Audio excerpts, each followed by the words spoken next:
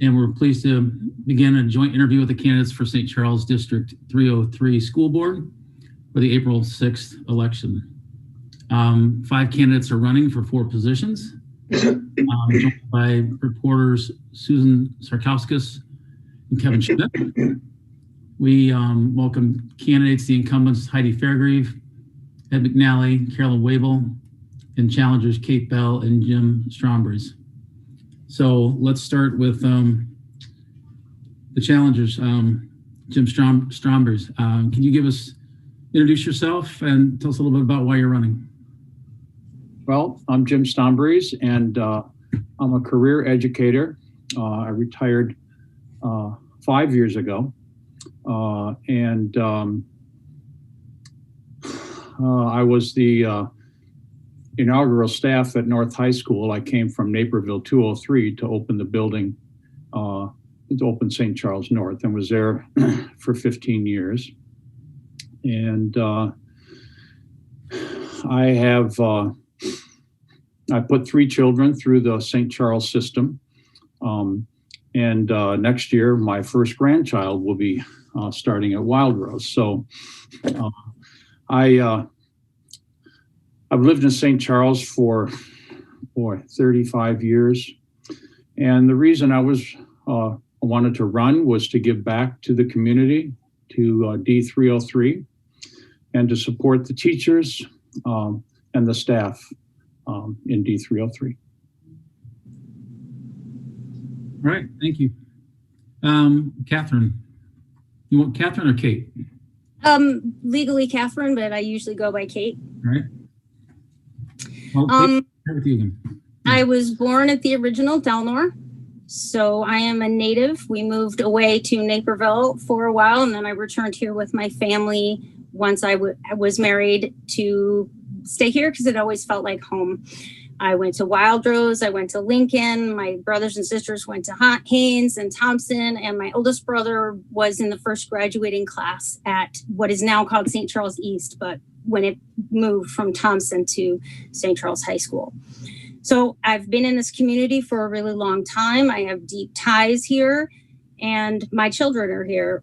2 sons, one was a 2020 graduate, and one is a sophomore in high school. And I really love this town. It's time for me to give back. I feel like now that my kids are a little older, they don't need me as much. Also, I feel like there's a pretty enormous divide that has happened in the last 3-4 years, and not necessarily just locally, I mean across the country. And I feel like it's really important to start at the local level and bringing people back together. I don't know what other way to do it. So this is my only opportunity of bringing people back together in a community base, as well as I really want to support the kids. I am a kids first candidate. Teachers come second because they're the ones that are here for the kids, and we make them strong, then we're going to make the education strong, and we need to support our tax revenues. So it's a big cycle. So I feel like kids first is really my platform, and we'll go from there. We'll see what things come. All right, thanks. Heidi. Heidi Fairgrieve, as you had mentioned, I am currently serving on the D303 School Board and hoping to earn the community's vote for another term. I also have children in the district. I have 2 students currently. We relocated to the St. Charles area in the state of Illinois in 2012. And public service has consistently been part of my life, personally and professionally. And I enjoy being able to give back to this community. Professionally speaking, I have about 30 years in public and private sectors, specifically in banking. 29 of those have been in a leadership role. And I think that I provide a unique perspective, not only as a parent in the community, but also from a business background standpoint. Very similar to, as Kate mentioned, I think students are very important, and I advocate for them. And in addition, if the teachers are satisfied and working well, then that matriculates to the students. So thank you. Okay, thank you. Carolyn. Hi, my name is Carolyn Weibel. I have been in the community since 1978, so I am definitely an original here as well. I was raised here. I am raising a son here. My background is public service in the last 8 years.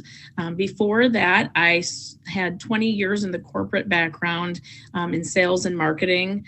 In my public service background, since I've been focused on St. Charles and the St. Charles community, I have served in committees with the City of St. Charles for mental health. I created a anti-vaping task force for the teens. I've served on committees for King County in regards to mental health, opioid task force. I work with our legislators here in the area on mental health as well. My focus is public service.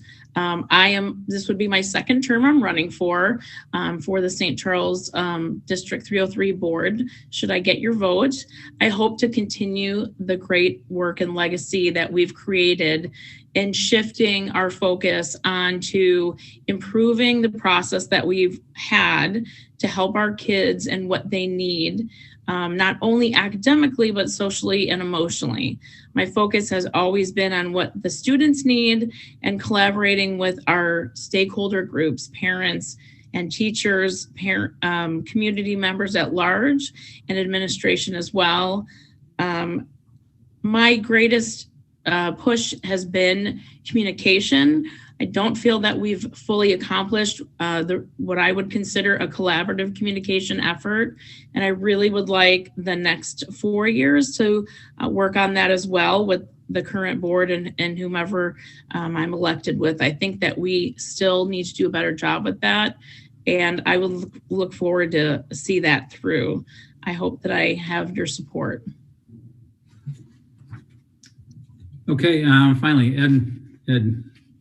Okay, Ed McNally. I'm running for my third term.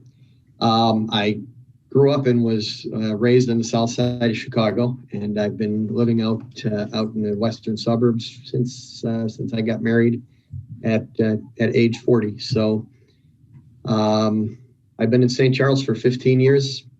I have 3 kids in the district, so I certainly want to make sure that the district is functional. But in addition to that, I've been a teacher for 30 years. And this is probably just an outgrowth really of my professional life, that I like to see kind of how schools run, and I want to make sure that they're run efficiently. Of the 30 years I've been teaching, about 10 of them were in private school, and the last roughly 20 have been in public school. And I really want to make sure that all stakeholders are heard. I don't know that always happens with our board.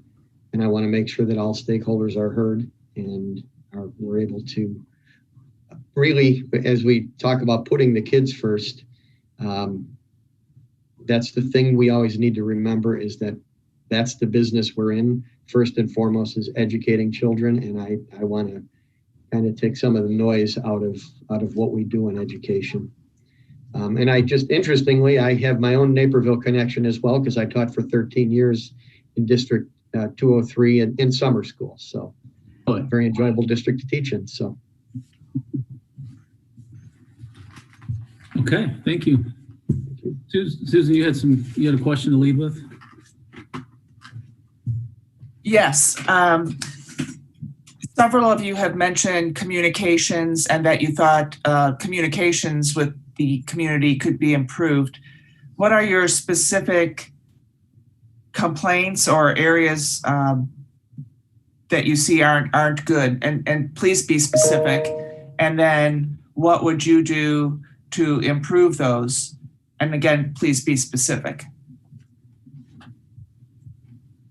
And I'll ask that to all the board members, all the candidates. Let's go in reverse order from what we just did. So why don't you lead off with that, Ed?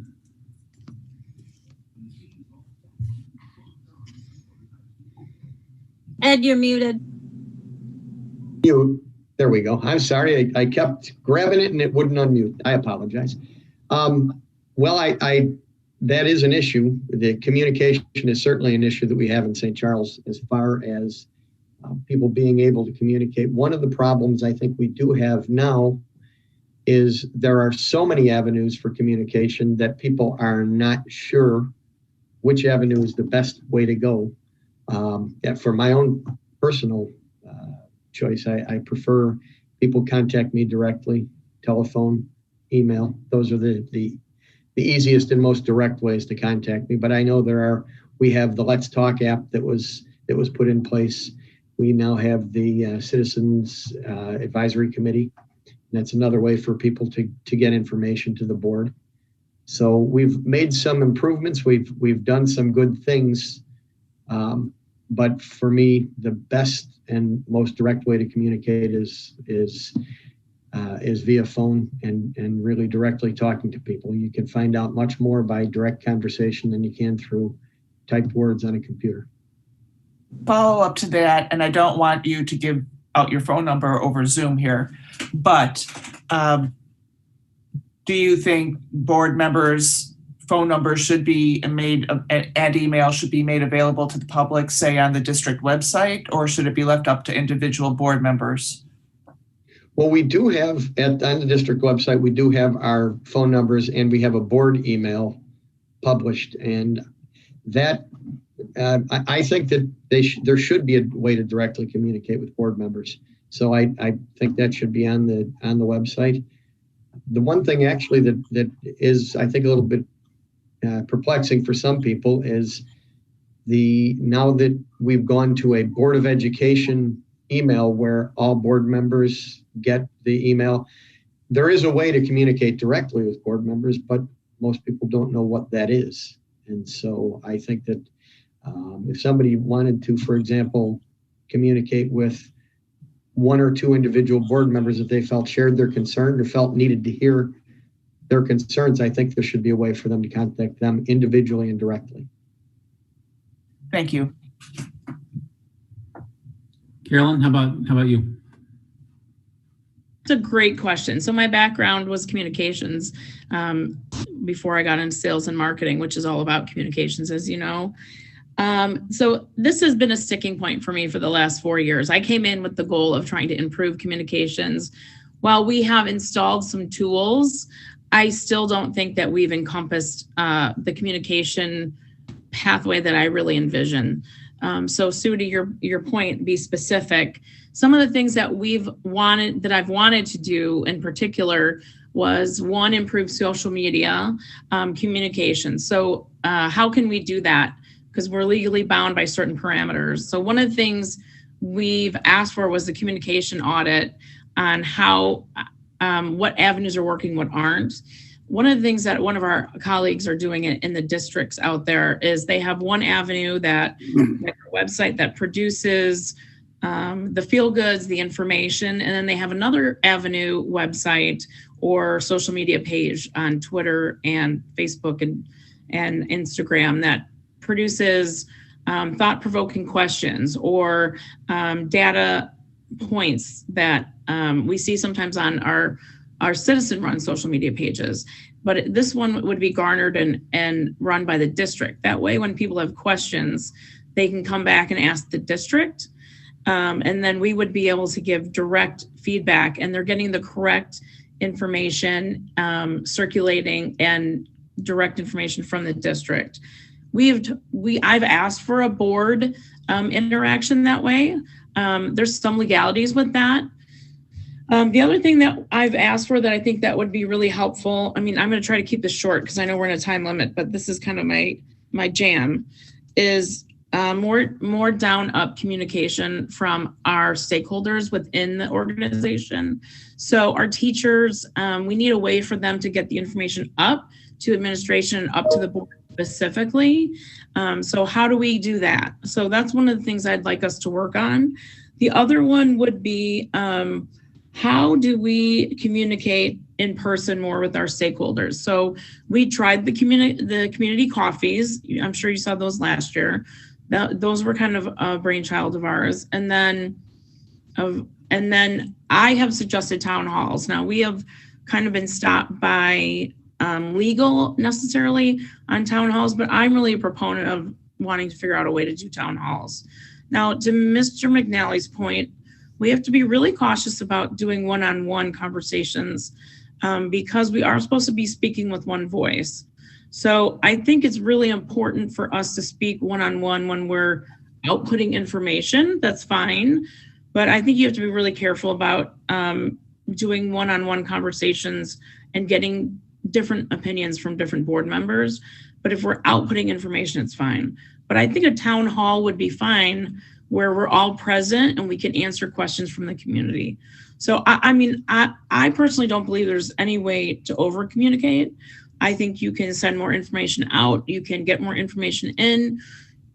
You can slice it, dice it, and put it any different way. I just think there needs to be more of it.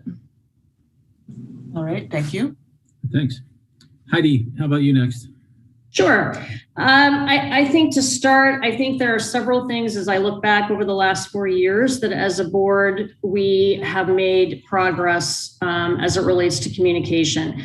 Citizen comments, for example, we expanded that avenue as a communication channel for the community by offering citizen comments at the beginning and at the end of all of our committee and board meetings.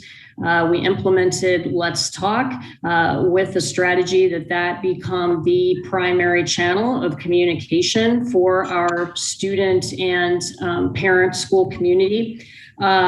We also implemented or executed the communication audit at the end of last year. Where I think we have opportunity for growth moving forward are related to now how do we move even further and action those items that I just mentioned. So Let's Talk, for example, I think that there is a lot of rich data within that could be identified in terms of trends that then the district, the board could have a pulse on and take action to improve some of the experiences that are out in our school community.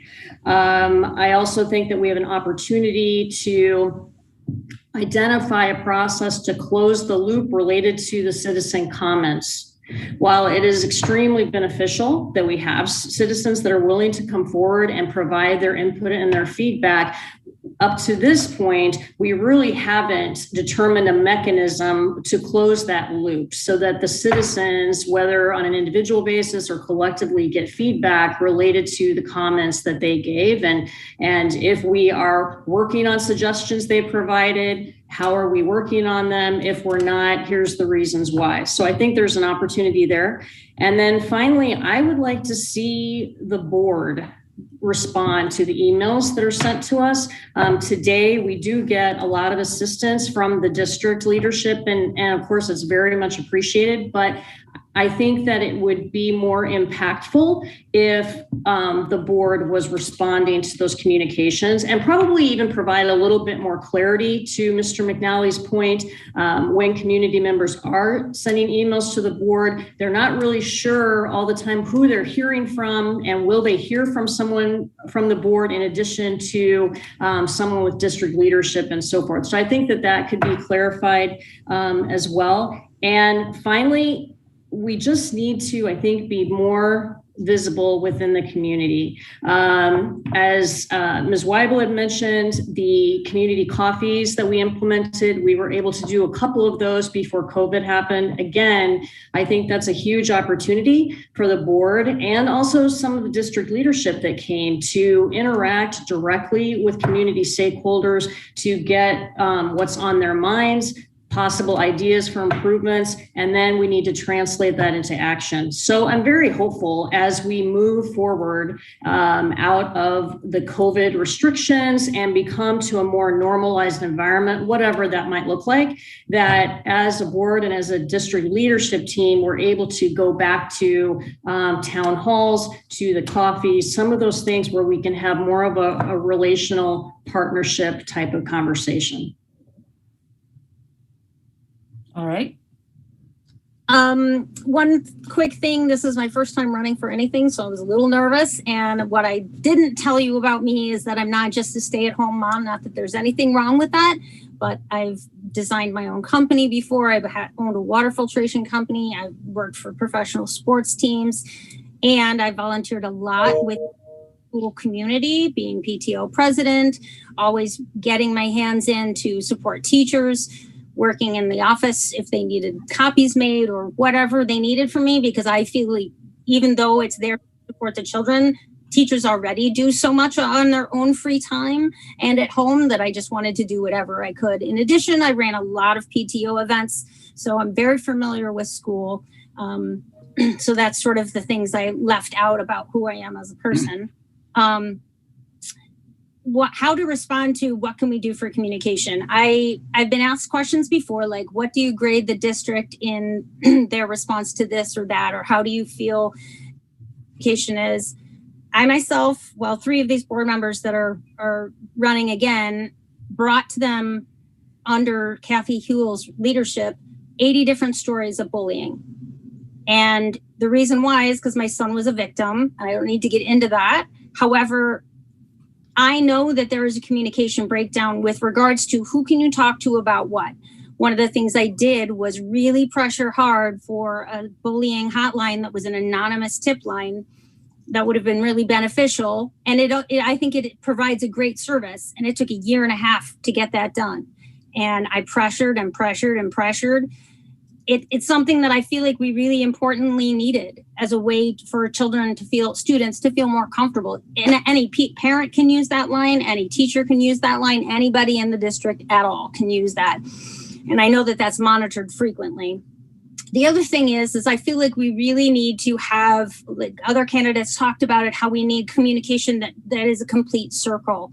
There needs to be responses from the board directly. As a parent, when I came in and spoke at board meetings and was told, well, we'll get to that in our leisure, was an actual response from Kathy Hewell, the then president, who's no longer serving. But she said she'd get to these bullying stories at her leisure, as though it was not something that was important.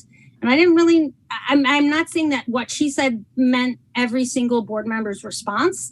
What I'm saying is to hear that from the president of the school board, who's supposed to be speaking for all of the board members, that was a really dismissive comment. And so I feel like we really need to have a way to interact with board members. And I understand I don't know what I don't know. So as a board member, you may be restricted in talking about certain topics, or as yourself or as the community, you have to speak in one voice. So I understand that some of that may change when I understand the actual procedures. But one of the ideas I had was getting some sort of like coffees in place. And that did happen, which is awesome. And COVID obviously prevents some of that. But that could always be happening on Zoom. And I know that a lot of people all the board members have other things to do in their life, so you don't want to fill up all of their time. However, there's got to be some way that the public can access the board, and the admin can access the board, or teachers can access the board and have some sort of communication. I think they do very poorly in their communication. There has been improvements, but I really think that that's something that has to be a major focus going forward, because part of what I think personally is wrong with this disconnect in our communities and our nation as a whole is that people aren't being heard. So people need to just come together, sit down and ask questions, learn from each other, and find solutions. With regards to the school district, it has to all be about the students. Not about new construction projects, not about turf for a field. It has to be about the students. Not that those things don't affect students, but students and their education and the strength of their education and well-supported teachers is what the school is here for. So that has to be something that you're creating pathways for communication. That's my answer. All right, thank you. James. Okay. Well, as an educator, especially, I guess it's in any district, but I felt like I was separated from the board as a teacher. And there were times when the board member would come to us, the music program, when they needed some music for something, or which we were happy to do, or if something was wrong. And so I guess my feeling is that a better communication between the school board and the educators, I think, would be helpful. It certainly would have been more helpful for me. And however that's done, maybe getting out into the schools to visit classrooms, maybe, the teachers feeling more comfortable talking to board members. Specifically, there was one of the requirements for the freshman level was implemented without any knowledge to us, and that did affect our enrollment. And it would have been nice to know what those issues were. It affected the enrollment in our elective classes. So that the increased communication between the teachers and the school board is, I think, specifically is what I'd like to see. Knowing that the board has your back, so to speak, because you're right, the kids are first, and all of you that said that, I wholeheartedly agree. But we've got to support the teachers to make sure that they feel they have what they need to teach these kids. Especially, I have so much respect for these teachers that are teaching now remotely. It's crazy. I've watched my son. He's an orchestra teacher at Addison Trail High School, and I've watched him teach remotely from home. It's crazy. But these teachers are doing an amazing job. As far as the communication with the community, I kind of picture that as a communication with my students. If I didn't feel like I had an open line of communication, I didn't feel like I could work with them. And so I think that whether it's an email or a phone call or the tools that the board has already put in place, or whether it's a town hall, coffee, as long as the community feels like they can talk to us, I think that's important. So I don't know if that specifically answers your question, but that's how I feel about the communication issue. All right, thanks. Kevin, did you have a question? Yeah, obviously we're having conversations now that we couldn't even imagine a year ago. So you've, especially for the incumbents here, you've had to kind of pivot in a lot of ways. The big thing, obviously, during the past several months has been reopening plans. And I know District 303 has had its share of back and forth with the community in terms of what they want and what is best in terms of health departments and that kind of thing. And I guess I would like to know personally, where do you think the school district should be right now in terms of reopening on a scale from fully remote to fully in person? Where do you think the district should be right now? And I don't know, Jeff, do you want to, I don't know what kind of order we're going to go in here. Heidi, we'll start with you. Sure. I think that we have reached a good point today where we are related to our pre-K, kindergarten, all the way through high school, given the current state health and ISBE guidelines that we have. With that said, I think and I expect that we continue to challenge ourselves specifically as it relates to the high school. And are there opportunities where we can expand even further the amount of time that students are in the classroom if they choose to go that route? I think we should continue to provide the multiple options like we do today, either remote or in the case of high school, a hybrid or in-person for middle school and elementary. But I think we possibly have some more opportunity to look at as it relates to the high school and how can we expand the amount of in-person instructional time for those students that desire it. Okay, thanks.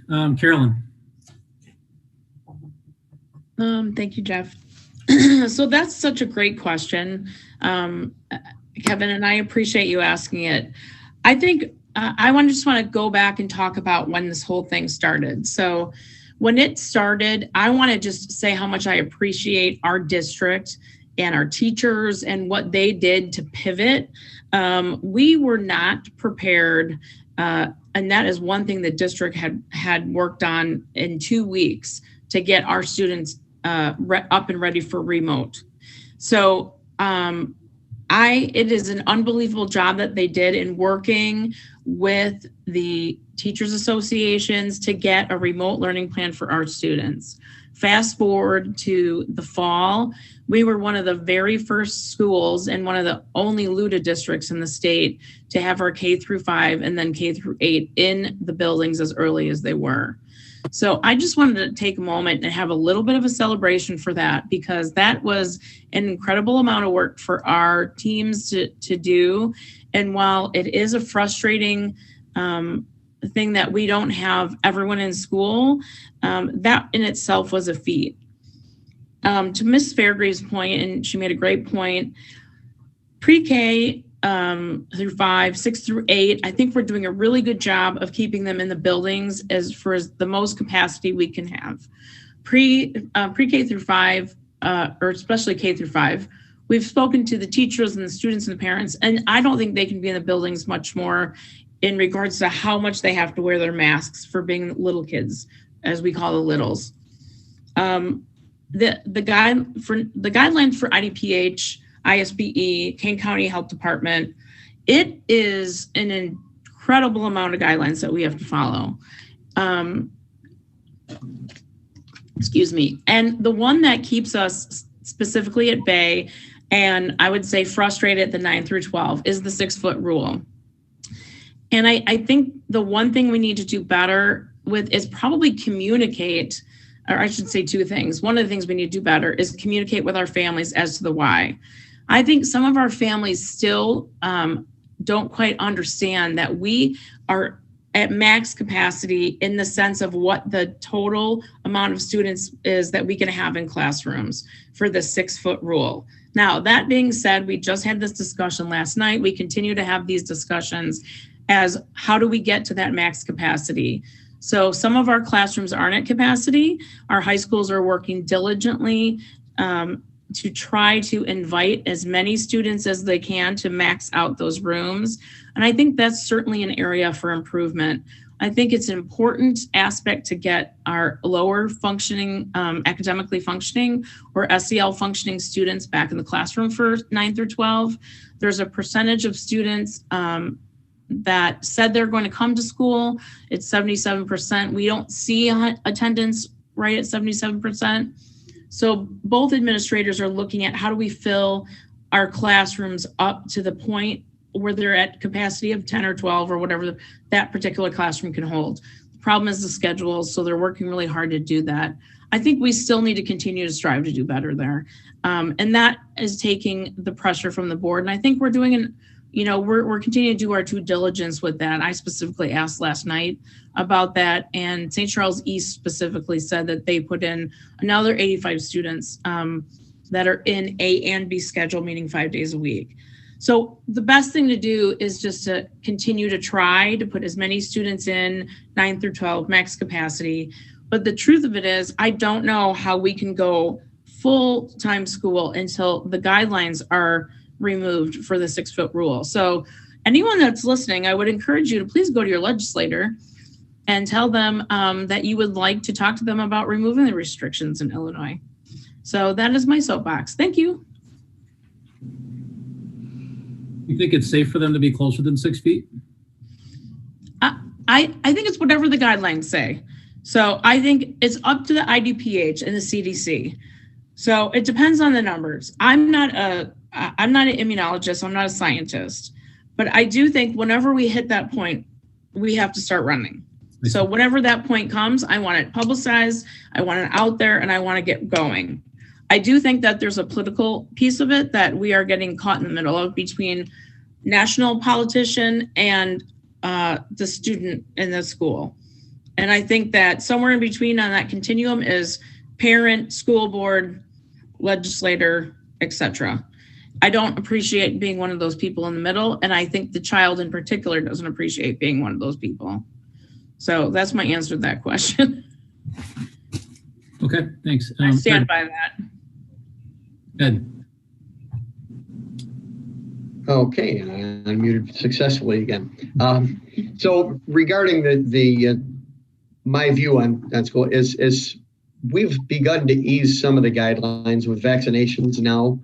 I'm hoping that there's going to be greater easing of the guidelines. I think that's one of the things we had done, and I think there was some misunderstanding about that as well. In the fall, we had given authority to the superintendent to make decisions, and part of the reason was because he's going to be attuned more clearly, directly, and immediately to those changes in regulations. So when they begin to ease the guidelines, we want him to be able to make decisions more quickly than having to convene a board meeting every single time there's a consideration for some change. And our hope has always been to try to get the kids as much in person as possible. I've always been in favor of it. I'm a teacher myself, and what I'm looking at here, I'm actually seeing all your faces. I don't even get to see all my students' faces. I don't like to look at 2-inch pictures on a screen and not be able to interact with the students, not be able to know when they're having difficulty with. And there's so many nonverbal cues that I can't pick up as a teacher. And I know how that works in a classroom. So this is a difficult thing. So as much as we possibly can, as those guidelines become eased. You asked the question about, is it safer to get closer than 6 feet? And I've actually heard that within the last 2-3 days, I've heard the CDC is beginning to even potentially consider easing those restrictions to 3 feet was one of the numbers that was batted around. I don't know how they come up with these specific numbers, but to the greatest extent possible. The one thing we need to remember is there are trade-offs in everything we do. So we have physical health issues that we're addressing, and we've kind of left those mental health concerns off to the side.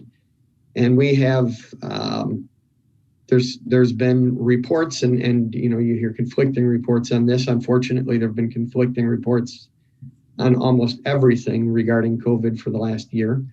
But there have been reports that higher levels of suicide in certain areas, higher levels of suicidal ideation by kids. Those are things that we really need to kind of balance and weigh as we make decisions. So we are restricted by, unfortunately, people at those higher layers of government with a lot of what we can do. But to the greatest extent that we can allow kids in class safely, and certainly there are those students who have special concerns that they can't be in school for, and adults as well, that they can't be in the building. And so we certainly need to try to make accommodations. This is still a unique situation. And with regard to the education even, this is one of the things I've encouraged as well, the administration to bear in mind that there are no experts regarding this education, this mode of education. We don't have any experts yet, and the experts are sitting in the classrooms right now in front of kids. And my hope is that when we get all done with this, we're gonna take the time, not just as a district, but hopefully as a district for sure, but nationwide, and look at this giant laboratory that we have of what is the best way to deliver this kind of an education. Not that I want to see this permanent, but it's going to probably be with us in some form or another moving forward. And so I'd like to see that perfected. And I think the way that's going to happen is to look from the ground up as opposed to the top levels of administration. Okay, thanks. Jim, your thoughts? Well, first of all, I wanted to say that I think the district and the board has done a really good job with all of this COVID stuff. And I don't envy you at all because I know you've got pressures from different groups, and I thought you've handled it with grace. And so first of all, wanted to say that. Mr. McNally, I agree with much of what you say, with being a teacher, the verbal cues that you don't see, even teaching in person. I teach adjunctly now at Wheaton College, and we were in person with classes this fall, and with a mask on, it's the same thing. You can't, you say something and you don't know what the reaction is. So it's really frustrating. And I also appreciated your comment about the mental health issue. My daughter works as a mental health professional in St. Charles, and she has no shortage of work, put it that way. And then, so there's that aspect of it too. Kids, when you think of all the things that happen, I'm thinking specifically in high school now, but all the things that these kids have missed, not just the sports, but the kid that lives and breathes for musicals and hasn't been on a stage, or the debate team that can't compete, or the all-state musician that didn't get to go to Peoria this year. Those things are all really tough. So I thought that what's been going on with our administration and our board, as a community member, I've respected that. The issue also of some kids thrive on the remote learning, and some kids can't do it. I've got 3 kids, and I've got, at one end, would do great with the remote. On the other end, would completely crash and burn. So getting the schools reopened as soon as we can, with the safety in mind. I think the science needs to come first.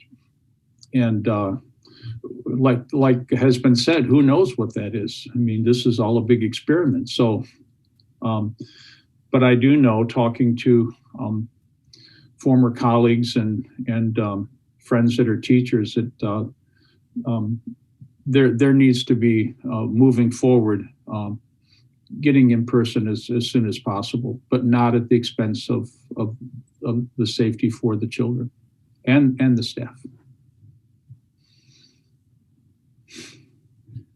Okay. So my feeling is a little bit different, but also similar. It's a complicated issue, which it's just, this never happened. So no playbook on how this goes.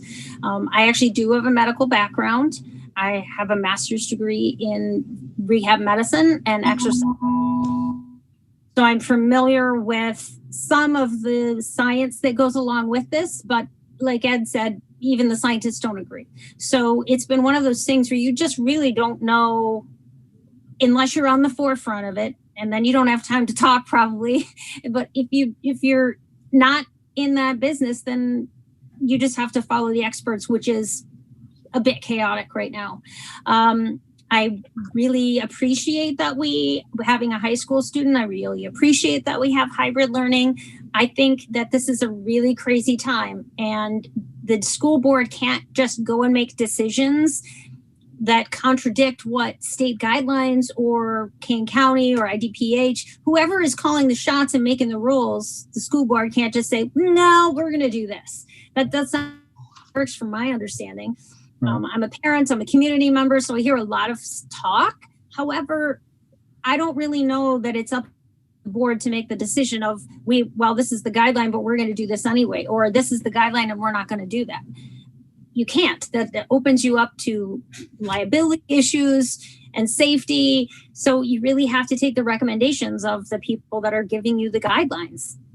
With all of that said, I don't think that there's any one particular safety measure that we can't adhere to or could cast aside, or you can't diminish the SEL needs of kids, or there's other populations of kids that have to be in school because either that's the place they can get food, or that's their safest place, or their disability is more dependent on an in-person learning situation.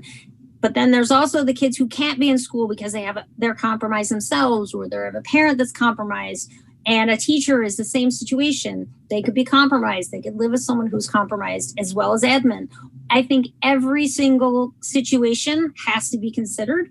And that means you have to have options. This is not a time where COVID is completely gone. Once COVID is gone, then we won't have this discussion. But until then, we have to follow what the experts are saying and make our best choices from there.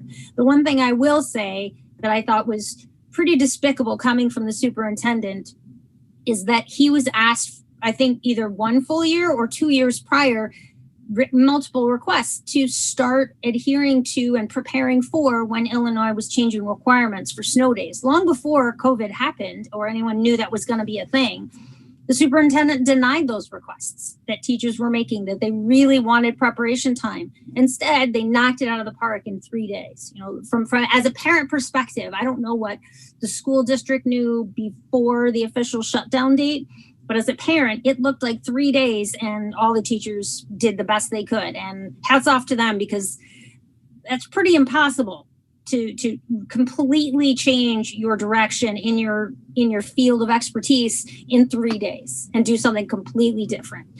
So I think they did a great job, but why did that superintendent say no? Why didn't he allow for those prep days? Is it contractual? So from what I understand, it was a decision made by the superintendent. And so if that's the case, and that wasn't what was best for teachers, granted, hindsight is 2020, they asked for that, and they knew that these ideas, or I'm sorry, the guidelines were coming from the state, that they were going to reduce being not in person for snow days, that they were going to have to, if they had a snow day, they would be online e-learning days. No time, no resources were allotted for that. So if that's solely the decision of the superintendent and the board knew that those guidelines were coming, why didn't they hold the superintendent accountable for that decision? Again, nobody knew COVID was coming. However, we did know that the state of Illinois was looking to change those things. And now, lucky that COVID happened. I mean, that's a silver lining with it. We don't have to have that issue anymore. But our district took 3 days to prepare. Same thing with the beginning of the school year in fall. The superintendent was on board meetings and on social media, or not social media, but putting out emails and saying, oh, well, our teachers are preparing so well and we're working real hard. Yet in the community, I have all kinds of friends in school, whether they're teachers or admin, and they're telling me, no, that's not what is happening at all. Teachers are being told, don't prepare. Unless you're subject specific, don't prepare, because we don't know what's going to happen with IDPH or regulations or COVID. So here's the superintendent telling us, oh, we should, we're prepared. Everything's great. We're working hard. That wasn't true. And then it turns out that we have to push school starting back a whole week because the teachers weren't able to prepare. So I think that, honestly, if I do get elected to the school board, there's going to be a lot more of holding the superintendent accountable, whether it's Dr. Pearson or whoever comes on next, or if his contract isn't renewed. We have to make sure that our leadership is standing by what comes first, which is kids. And the teachers weren't given that before. And we could have had a better result, not just being 3 days of preparation. So I think that's a pretty huge failure on the part of the school district and the superintendent. So I think we have to in short, to wrap up my answer with what are we doing with COVID and being in person, I think that right now everything's going well. You can't really change it or increase unless guidelines are changed. You can't just disregard some of those guidelines. I think everyone needs options until this is all over. And then we can go back to business as usual and everybody can be in school in person. But until then, I think it's really have to weigh heavily decisions based on what are your guidelines from governing bodies. How do many of the incumbent members feel about that? What are your thoughts on what Kate was saying in regard to the superintendent and not being prepared? Well, I think I hinted to that when I said that we weren't prepared with a remote plan, and our teachers did a fabulous job of putting one together in the first few weeks. There were several districts out there that had a remote plan together, but the truth of the matter is it wasn't commonplace in the state for districts to do that. So I'll jump in and take the bullet on this. So I sit on a meeting, a weekly meeting with many BOE leaders, with President Mannheim now, and when I was president, we created it during COVID to try to learn about what other districts were doing, to see what was commonplace and what wasn't, because we were all kind of learning as we were going, trying to implement processes through COVID. And what I found out was there were some districts out there that had a remote plan in place, but there were some that had it only in the theoretic kind of concept basis. So Barrington was one of the models that had it, what is the word I want to say? I want to say template, but what is it when it's not working yet? It's in a pilot program, sorry. It was in a pilot program in Barrington and a couple other, and that was about it. Everyone else kind of had pages on a drawing board. And so I do think it's something that as a district, we could have been farther along on, but it wasn't on one of our goals for him. So I'm not sure, I don't know what the background is as to what Mrs. Bell said in regards to a year ago. I don't have any knowledge of that, but I do think it's something that superintendents may or may not have had on their radar. So I don't know the answer to that portion, but I know that at the pilot level, it was on some districts' plates, and certainly in the conceptual level. On our district, it was not at that level, but they did a great job pulling it together. The other thing I would add to that too, certainly we had opportunity for improvement in terms of being further along in doing a remote type learning situation when we had a snow day. But I guess I would also be devil's advocate to say, while that would have moved us closer in terms of preparation for COVID, even if we had a fully robust remote e-learning plan in place for snow days, traditionally we maybe have one day, maybe 2 days. It would not have prepared us for what we needed as of the middle of March, where we were for multiple weeks at a time in a remote environment. So that's the only comment I would make to that piece. In terms of the summer prior to this school year, there was definitely a lot of effort made in terms of task force and subcommittees that were looking at how we would structure the 2021 school year. There was a lot of work done during the summer. And a lot of professional development offered for teachers as well, specifically around the remote learning modality. But again, with that said, there's always areas for improvement. And I struggled with the shifting of dates that we had in terms of when we were going to start school, what that would look like in person versus remote, hybrid, and so forth. And I think looking back, if we would do a postmortem, that's absolutely an area that could have used improvement.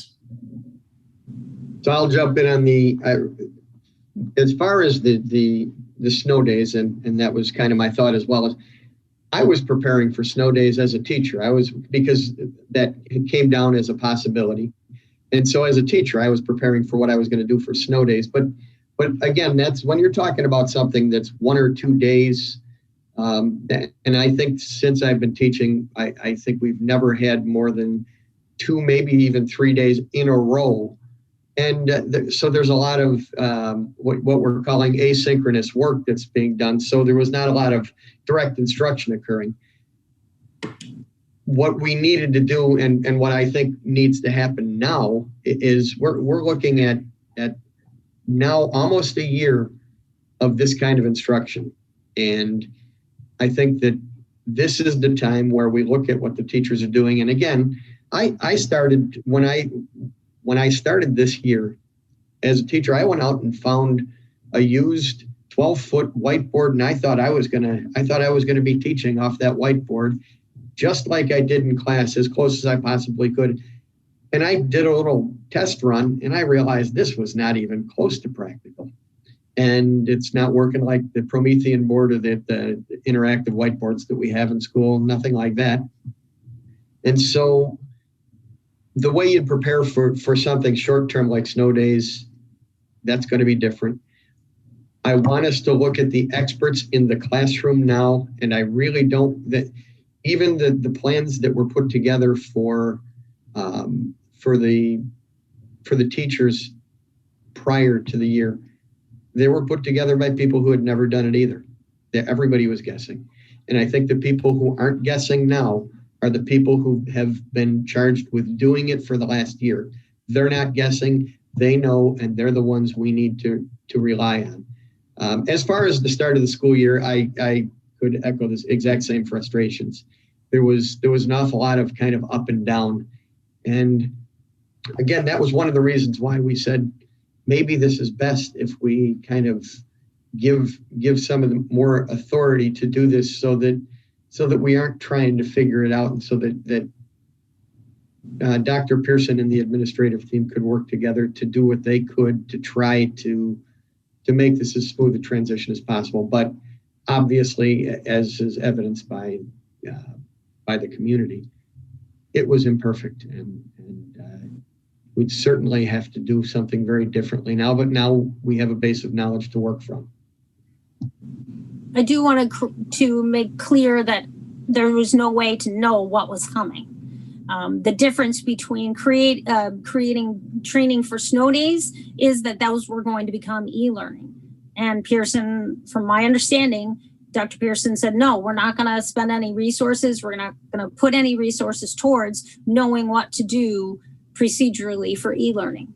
Of course, teachers have to create lesson plans for sub days. And I know that that's something that was able to be used, but there was so much mass hysteria with regards to the teachers that I knew, from what can we even take from the building? What kind of supplies are we allowed to use? Granted, it was totally unknown and it came out of nowhere, but there wasn't even policy of any of that. So it was a bunch of people running sideways and different teachers doing different things and different schools having different rules. How we were not even remotely prepared for this is what I mean. No one could have prepared for a full year of e-learning. We didn't know anything like this was ever going to happen. So I get that. But what we could have done is sat back a minute, listened to the guidelines coming from ISBE and the state and said, you know what, this is coming. We have to at least do something.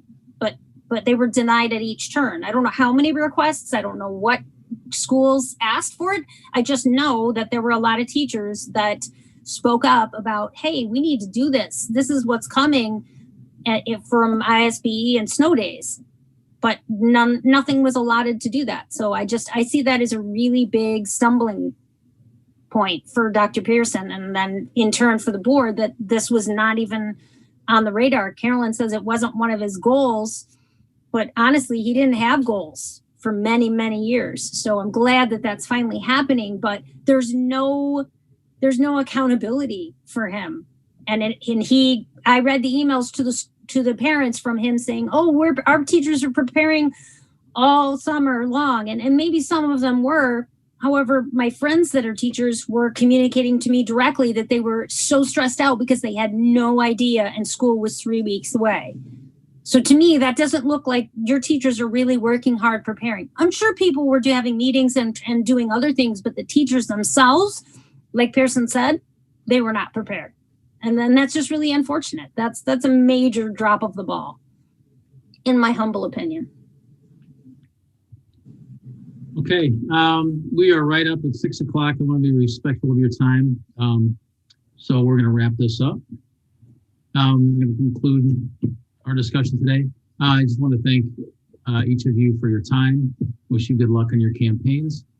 The election is April 6th. Mail-in voting begins March 10th, and early in-person voting begins after that. So we encourage you all to do your research and make some informed decisions. Thank you all for participating tonight. Thank you so much for having us.